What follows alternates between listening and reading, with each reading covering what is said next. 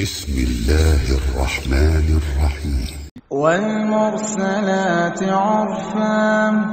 فالعاصفات عصفا والناشرات نشرا فالفارقات فرقا فالملقيات ذكرا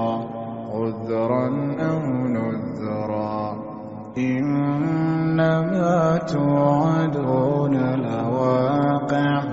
فإذا النجوم طمست وإذا السماء فرجت وإذا الجبال نسفت وإذا الرسل أقتت لأي يوم أجلت ليوم الفصل وما أدراك ما يوم الفصل ويل يومئذ للمكذبين ألم نهلك الأولين ثم نتبعهم الآخرين كذلك نفعل بالمجرمين ويل يومئذ للمكذبين ألم نخلقكم من ماء مهين فجعلناه في قرار مكين إلى قدر معلوم فقدرنا فنعم القادرون ويل يومئذ للمكذبين ألم نجعل الأرض كفاتا أحياء وأمواتا وجعلنا فيها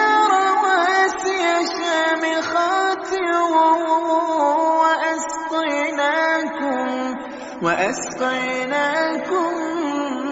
ماء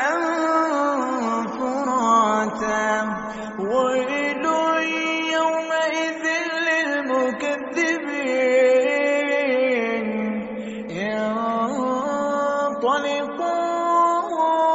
انطلقوا إلى ما كنتم به تكذبون انطلقوا إلى ظل ذي ثلاث شعب لا ظليل ولا يغني من اللهب إنها ترمي بشرر كالقصر كأنه جمالة صفر ويل يومئذ للمكذبين هذا يوم لا ينطقون ولا يؤذن لهم فيعتذرون ويل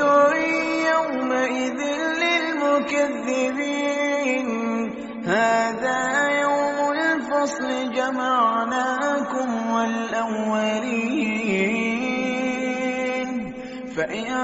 كان لكم كيد فكيدون ويل يومئذ للمكذبين إن المتقين في ظلال وعيون وفواكه مما يشتهون كلوا واشربوا هنيئا بما كنتم تعملون إنا كذلك نجزي المحسنين المحسنين ويل يومئذ للمكذبين كلوا وتمتعوا قليلا إنكم مجرمون ويل يومئذ للمكذبين وإذا قيل لهم اركعوا لا يركعون ويل